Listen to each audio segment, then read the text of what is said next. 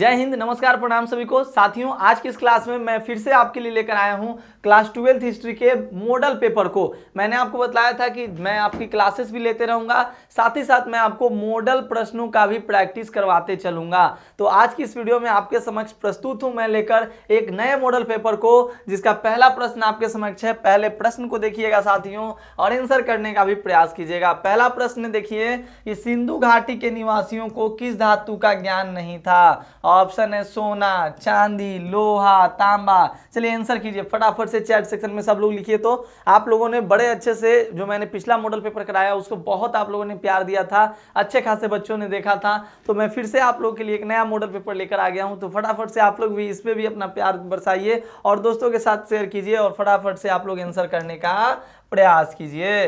तो सिंधु घाटी के निवासियों को किस धातु का ज्ञान नहीं था मेरे भाई? तो लोहे के बारे में ज्ञान नहीं था।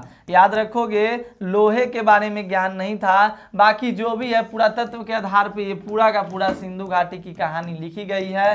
तो इसके बारे में पुरातत्व से हमें लोहे के कोई भी साक्ष्य जो है वो नहीं देखने के लिए मिले हैं। क्लियर? तो आप लोग इसको ध्यान में रखिएगा। अगला आप देखिएगा, सेकेंड नंबर प्रश्न है आपके समक्ष मेरे दोस्त। कहता है कि हड़प्पा सभ्यता में विशाल स्नानागार के अवशेष कहां से प्राप्त हुए हैं। देखिए बात की जा रही है यहाँ पे विशाल स्नानागार के बारे में दोस्त, कि विशाल स्नानागार के जो अवशेष हैं वो आपको हड़प्पा सभ्यता में कहां से प्राप्त हुए हैं। तो चलिए देखिएगा, ऑप्शन है आपके रोपड़, मोहनजोदड़ो, कालीबंगा और लोथल। तो आप लोग फटाफट से आंसर कीजिए, विशाल स्नानागार के अवशेष कहां से प्राप्त हुए हैं। क्लियर दिखाई दे रही है सभी को?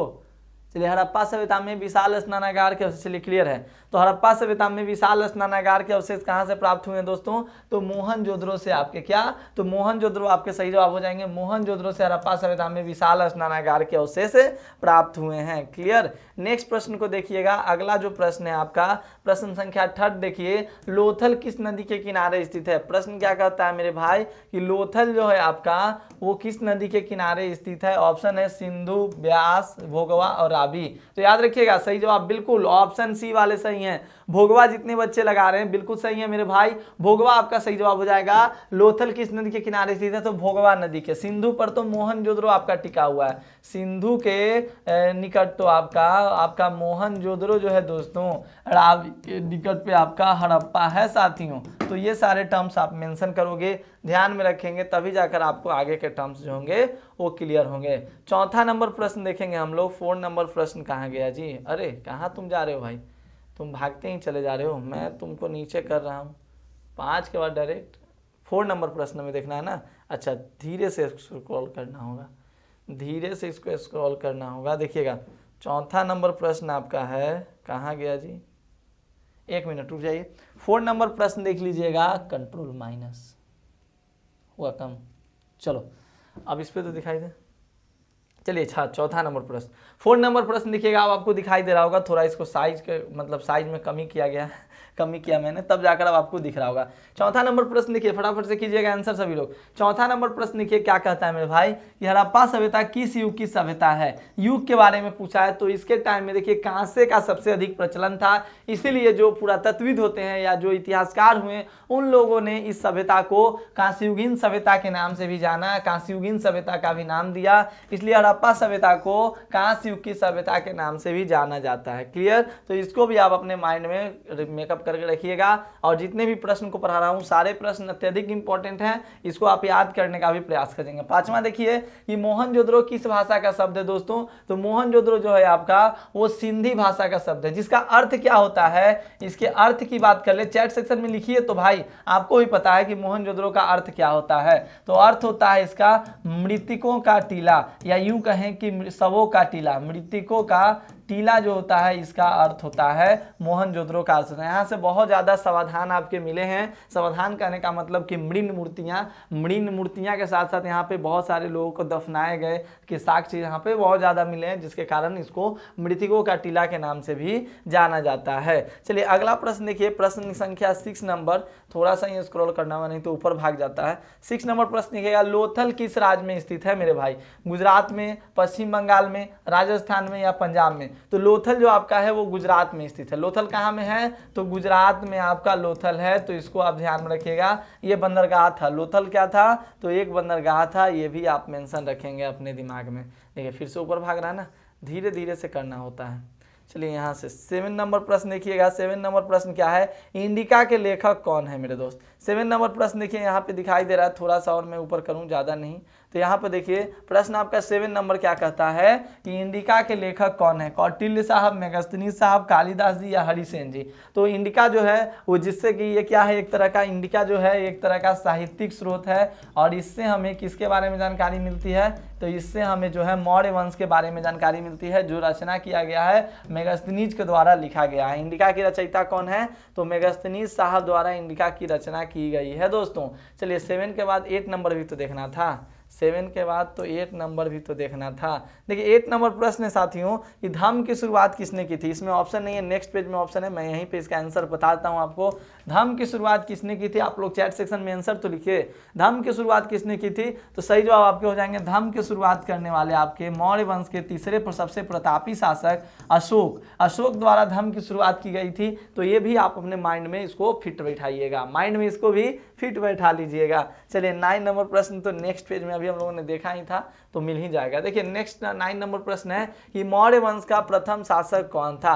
प्रश्न जो है बड़े अच्छे अच्छे आपसे पूछे जा रहे हैं। प्रश्न है कि मौर्य वंश का प्रथम शासक जो था, प्रथम शासक कौन था दोस्तों। तो प्रथम शासक मौर्य वंश के आपके चंद्रगुप्त मौर्य, ये पहले शासक। दूसरे शासक आपके हो गए बिंदुसार, तीसरे शासक आपके हो गए अशोक। तो याद रखिएगा, ये कनिष्क तो आपके कुषाण वंश के शासक थे, कनिष्क तो आपके कुषाण वंश के शासक थे। क्लियर, तो ये आप ध्यान में रखिएगा चंद्रगुप्त मौर्य के बारे में। और मेगस्थनीज के बारे में भी हम लोगों ने चर्चा किया था, वो भी चंद्रगुप्त मौर्य के ही दरबार में क्या किए थे, तो आए थे। ये भी आप ध्यान में रखिएगा।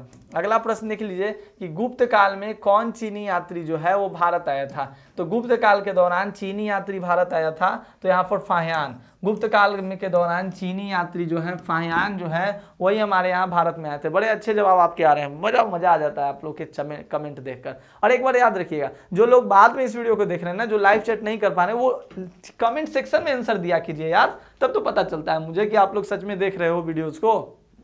चलिए अगला देखिएगा प्रश्न संख्या नेक्स्ट देखिए। प्रश्न क्या है कि पाटलिपुत्र की स्थापना किसने की। तो दोस्तों पाटलिपुत्र की स्थापना जो है वो उदयन के द्वारा किया गया था। उदयन के द्वारा पाटलिपुत्र की स्थापना किया गया था। किस वंश से संबंधित है ये, तो ये हर्यक वंश से संबंधित है। किस वंश से, हर्यक वंश से संबंधित है। क्लियर मेरे भाई। अगला प्रश्न आप देख लोगे दोस्त, प्रश्न संख्या नेक्स्ट जो है 11 के बाद आपका पाटलिपुत्र की स्थापना तो हो ही गया। अब नेक्स्ट आपका 12 नंबर प्रश्न कि महाभारत का युद्ध जो है दोस्तों वो कितने दिनों तक चला था। जो महाभारत का युद्ध है दोस्तों वो मेरे प्यारे भाई वो कितने दिनों तक चला था। प्रश्न यहाँ पर ये है कि महाभारत का युद्ध कितने दिनों तक चला था, तो ये 18 दिनों तक चला था। ठीक है, ये कितने दिन तक चला था, 18 दिनों तक महाभारत का युद्ध आपका चला था। क्लियर, तो ज्यादा से ज्यादा शेयर करें बच्चों में और पढ़ाई करते रहें ध्यानपूर्वक अच्छे से। देखिए प्रश्न नीचे दिख रहा होगा आपको कि महाभारत की रचना किसने की थी। वाल्मीकि, याज्ञवल्क्य, क्या नाम है, याज्ञवल्क्य क्या, या मनु या वेद व्यास। तो वेद व्यास आपके सही जवाब हो जाएंगे। नेक्स्ट प्रश्न आप देखिए, प्रश्न संख्या अगला देखिएगा 14 नंबर, इसी में है ऋग्वैदीन कालीन लोग किसकी पूजा करते थे। चलिए आंसर करते चलिए सब लोग फटाफट से आंसर कीजिए कि ऋग्वैदिक कालीन जो लोग होते थे वो किसकी पूजा करते थे मेरे भाई। तो ऋग्वैदिक कालीन जो लोग होते थे वो प्रकृति की पूजा करते थे, यानी कि नेचर की पूजा करते थे, प्रकृति को ही सब कुछ अपना मानते थे। आपने भूगोल में पढ़ा होगा ना, नौ निश्चयवाद या आप नहीं सॉरी निश्चयवाद, पर्यावरणीय निश्चयवाद के बारे में वही टर्म्स यहाँ पर कहा जा रहा है। अगला देखिएगा टर्म्स, अगला जो प्रश्न है आपका 15 नंबर देखिएगा कि सांची जो है दोस्तों, सांची जो है प्रश्न कहाँ गया, 15 नंबर प्रश्न। इसमें बहुत ज्यादा कंफ्यूजन हो रहा है ना जी, प्रश्न ही ऊपर भाग जा रहा है बार बार, बड़ा प्यार से इसको ऊपर करना पड़ रहा है। हाँ, सांची किस राज्य में स्थित है, तो सांची जो है दोस्तों वो मध्य प्रदेश में स्थित है। कहाँ, मध्य प्रदेश में स्थित है, ये भी आप लोग ध्यान में रखेंगे। चलिए नेक्स्ट पेज में आ जाते हैं। 16 नंबर प्रश्न देखते हैं कि गौतम बुद्ध का जन्म स्थान कहाँ है। तो बात कर ले हम लोग गौतम बुद्ध के जन्म स्थान के बारे में, तो इनका जन्म स्थान कहाँ में है। देखिए बच्चे कंफ्यूज जाते हैं, याद रखेंगे कपिल वस्तु। क्या भाई, तो कपिल वस्तु आपके सही जवाब हो जाएंगे। गौतम बुद्ध का जन्म स्थान कहाँ है, तो कपिल वस्तु में इनका जन्म हुआ था। पुराणों की संख्या, बोध गया में तो इन्होंने ज्ञान प्राप्त किया था। पुराणों की संख्या कितनी है, तो आपके 18 जो है वो आपके पुराण है। पुराणों की संख्या कितनी है, तो 18 जो है आपके क्या है, तो पुराणों की संख्या है। नेक्स्ट देखिए कि हीनयान और महायान का संबंध जो है वो किस धर्म से है, तो हीनयान और महायान का संबंध दोस्तों बौद्ध धर्म से है। और पिछले क्लास में जो पिछला जो मॉडल सेट था उसमें हम लोगों ने क्या पढ़ा था, उसमें हम लोगों ने पढ़ा था कि बताइए श्वेतांबर और दिगंबर का संबंध किस धर्म से है, तो जैन धर्म से था। यहां पर आपसे पूछा जा रहा है कि हीनयान और महायान का संबंध किससे है, तो ये याद रखिएगा ये आपके बौद्ध धर्म से हो जाएंगे। क्लियर। अब नेक्स्ट आप देख लीजिए प्रश्न संख्या 19 को मेरे भाई, प्रश्न संख्या 19 नेक्स्ट पेज में आ ही गया कि प्रथम बौद्ध संगति जो है मेरे दोस्त, प्रथम बौद्ध संगति जो है वो किसके काल में हुई थी, आंसर कीजिए सब लोग। तो प्रथम बौद्ध संगति किसके काल में हुई थी, अजात शत्रु के काल में प्रथम बौद्ध संगति, दूसरी बौद्ध संगति कालाशोक के काल में, तीसरी बौद्ध संगति अशोक के काल में, और चौथी बौद्ध संगति कनिष्क के काल में। तो याद रखिएगा अजात शत्रु किस वंश से संबंधित है, हर्यक वंश से संबंधित है। कालाशोक किस वंश से संबंधित है, शिशुनाग वंश से संबंधित है, सब पता है आपको, शिशुनाग वंश से संबंधित है। कनिष्क कुषाण वंश से के सबसे प्रतापी शासकों में एक शासक थे। अशोक तो आपके मौर्य वंश से थे। तो बौद्ध संगति के बारे में पूछे तो याद रखना है आपको। अगला देखिए नाथ मुनि का संबंध किससे है, तो नाथ मुनि वैष्णव धर्म से का संबंध है। नाथ मुनि का संबंध वैष्णव धर्म से। क्लियर। आगे बढ़ते हैं हम लोग। देखिए प्रश्न हम लोग फटाफट से कर रहे हैं और आगे भी हम लोग बड़े प्यार प्यार से बढ़ रहे हैं। तंबाकू का सेवन सर्वप्रथम किस मुगल सम्राट ने किया था मेरे दोस्त, तो तंबाकू का सेवन सर्वप्रथम अकबर द्वारा किया गया था। ठीक है। और पुर्तगालियों द्वारा सर्वप्रथम हमारे यहाँ तंबाकू का पौधा जो है वो लाया गया था। तो पुर्तगालियों का पौधा तंबाकू का जो पौधा है पुर्तगालियों द्वारा लाया गया था। और तंबाकू का सेवन सर्वप्रथम किस मुगल सम्राट ने किया, तो अकबर ने किया था।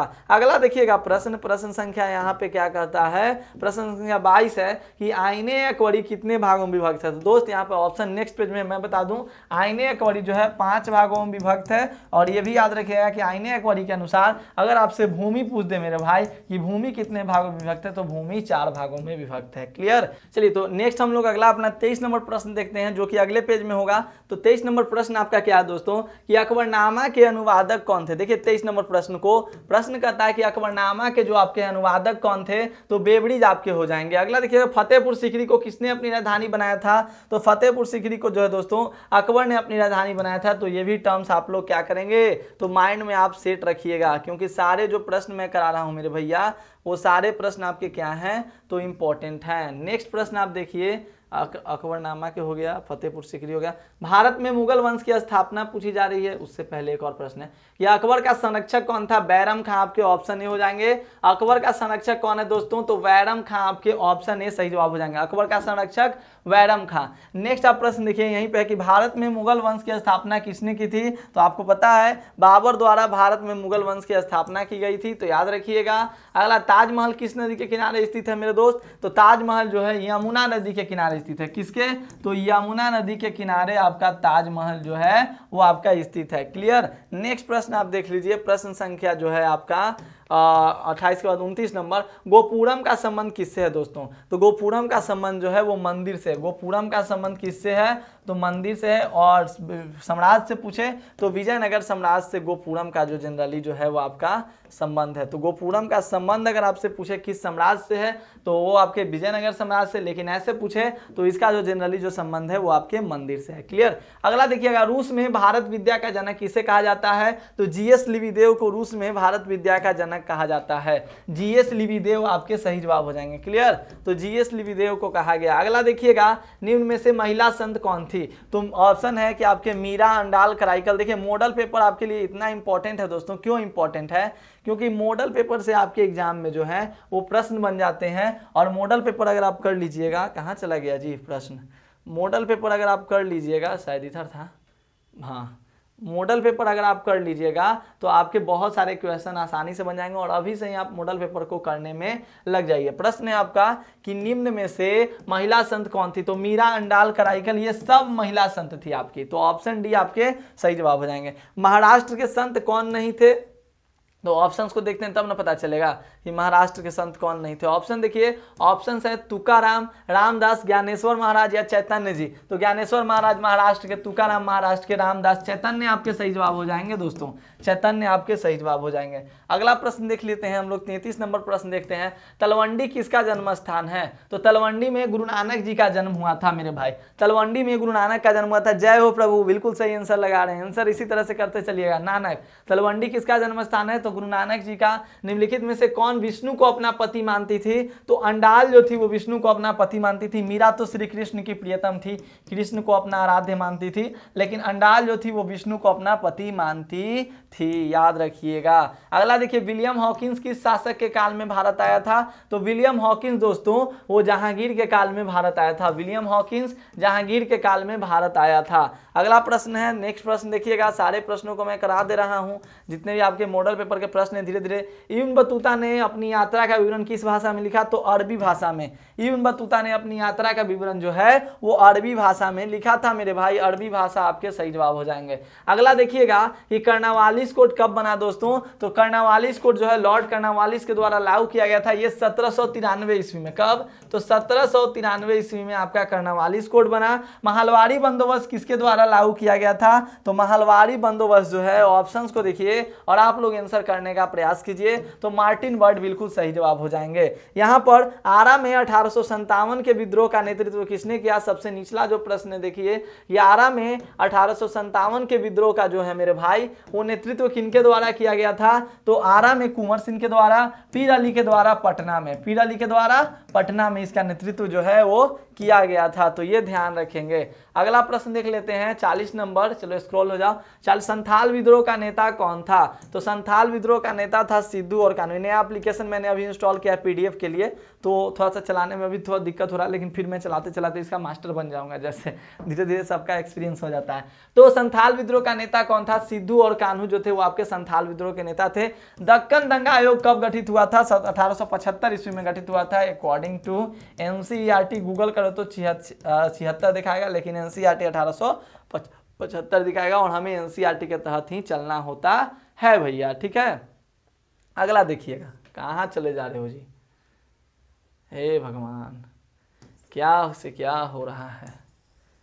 चलिए आ जाएगा चलाने। देखिए 1857, देखिए प्रश्न यहाँ पर क्या है क्वेश्चन कि 1857 द ग्रेट रिबेलियन नामक पुस्तक के लेखक कौन है? तो पट्टाभी सीतारामैया सही जवाब हो जाएंगे। पट्टाभी सीतारामैया जो है 1857 द ग्रेट रिबेलियन नामक पुस्तक के लेखक आपके हो जाएंगे। अवध में 1857 के विद्रोह का नेतृत्व किसने किया था? तो बेगम हजरत महल ने किया था दोस्तों। क्या? बेगम हजरत महल ने किया था। और बोलिएगा सर इतना फास्ट क्यों कराते हैं हजरत, बेगम हजरत महल? तो क्योंकि अभी तो मैं प्रैक्टिस ही करा रहा हूं ना। जब मैं आपको सारी चीजें याद करवा दूंगा तब मैं जाकर आपकी टेस्ट सीरीज शुरू करूंगा, और उसमें मैं बोलूंगा कि फटाफट से आप लोग आंसर लगाइए, करते चलिए। इसीलिए मैं आपको थोड़ा सा कंसेप्ट के साथ बताते चल रहा हूं, और आप लोग ध्यानपूर्वक समझते जाइएगा। अगला देखिए 44 नंबर प्रश्न आपका है कि 1857 के विद्रोह के दमन, देखिए 1857 के विद्रोह के दमन के बाद कौन क्रांतिकारी नेता नेपाल गया था? तो दो लोग गए थे, नाना साहब भी गए थे और बेगम हजरत महल भी गए थे, तो दोनों ऑप्शन होगा, तो ऑप्शन सी आपके सही जवाब हो जाएंगे। कौन कौन? 1857 के विद्रोह के बाद नाना साहब और बेगम हजरत महल नेपाल चले गए थे, नेपाल गए थे। पुर्तगालियों ने गोवा पर अपना कब्जा कब जमाया दोस्तों? 1510 ईस्वी में। कब? तो 1510 ईस्वी में पुर्तगालियों ने अपना गोवा पर क्या था? तो अधिकार जमाया था मेरे भाई। अगला प्रश्न देखिएगा, प्रश्न संख्या 46 नंबर कि भारत में आने वाले प्रथम पुर्तगाली कौन थे? तो भारत में सबसे पहले पुर्तगालियों की बात करें तो वास्को डिगामा आए थे। भारत में सबसे पहले कौन आया पुर्तगाली? तो वास्को डिगामा हमारे यहाँ आए थे। क्लियर है? अब अगला प्रश्न देखेंगे, प्रश्न संख्या जो आपका है 47 नंबर मेरे दोस्त। 47 नंबर प्रश्न को आप देखिए। प्रश्न है कि फोर्ट विलियम भारत के किस शहर में स्थित है? फोर्ट विलियम भारत के किस शहर में स्थित? चलिए इस प्रश्न का आंसर आप लोग चैट सेक्शन में, कमेंट सेक्शन में लिख कर जरूर बताइएगा, और मैं एक कमेंट को पिन करूंगा, तब मुझे पता चलेगा कि आप में से कितने बच्चे जो हैं वो क्वेश्चन नंबर 47 तक वीडियो को देखें, क्योंकि बहुत सारे बच्चे स्किप कर देते हैं। मुझे पता तो चलना चाहिए ना कि कितने आप में से कितने विद्यार्थी जो कि पूरे वीडियोस को देख रहे हैं। क्लियर? अगला प्रश्न देखेंगे हम लोग। 48 नंबर, कलकत्ता में सर्वोच्च न्यायालय की स्थापना किस अधिनियम के तहत हुई थी? तो कलकत्ता में सर्वोच्च न्यायालय की स्थापना दोस्तों पूछ रहा है, तो बताइएगा 1833 का भारत सरकार अधिनियम, 1909 के मार्को मार्ले मिंटो सुधार अधिनियम, या 1773 का रेगुलेटिंग एक्ट, या 1873 का चार्टर अधिनियम 1813 का? तो सही आंसर 1773 का रेगुलेटिंग एक्ट के तहत कलकत्ता में सर्वोच्च न्यायालय की स्थापना हुई थी। अगला देखिएगा, चौल इमारतें किस शहर की प्रमुख विशेषता है? तो चौल इमारतें जो है मुंबई की प्रमुख विशेषता है। एक प्रश्न और कराऊंगा क्योंकि आज गर्मी बहुत ज्यादा है अभी, इसीलिए एक प्रश्न, महात्मा गांधी का जन्म कब हुआ था दोस्तों? तो महात्मा गांधी का जन्म 2 अक्टूबर 1869 को हुआ था, ये आप लोग याद रखिएगा। तो आज की इस वीडियो में मैं टोटल आपको 85 प्रश्न करा के छोड़ दे रहा हूँ, क्योंकि आप लोग देख रहे हैं गर्मी से पूरा मैं पसीना से तरबतर हो चुका हूँ और अभी थोड़ी गर्मी आज ज्यादा है, इसलिए आज के क्लास में 50 ही रन देते हैं। फिर नेक्स्ट क्लास में 51 से हम लोग मिलेंगे। और जो भी आपके चैप्टर वाइज क्लास है सबको देखिए और वीडियो को अपने दोस्तों के साथ जमकर ऐसे ही शेयर करते रहिए, अपना प्यार बरसाते रहिए। मैं भी आपके लिए अच्छी अच्छी क्लासेस लाते रहूंगा इसी तरह से, और आप लोग ध्यानपूर्वक पढ़ते रहिए। सॉफ्ट स्टडी ऐप को डाउनलोड कर लीजिएगा, टेलीग्राम पे क्यूज के लिए जुड़ जाइएगा, क्यूज वगैरह सब आपको टेलीग्राम पे मिल जाएंगे। तो मिलते हैं दोस्तों अगले क्लास में, तब तक के लिए धन्यवाद। Take care all of you, ध्यान रखिए, स्वस्थ रहिए, मस्त रहिए, पढ़ते रहिए।